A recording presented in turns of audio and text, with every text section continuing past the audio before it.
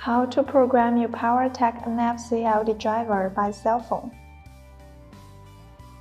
Download app by scanning the QR code or open this website.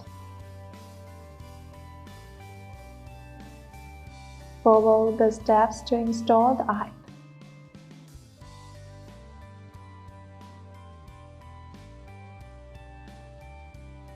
Please make sure that your cell phone supports NFC. The second step is to find the location of your cell phone's NFC antenna. Turn on NFC function. Open Asset. Tap Read button. Touch NFC window. Read successfully. Try several times to find the best position. Set current to 900 mA. Tap Right button. Touch NFC window. Programming successfully.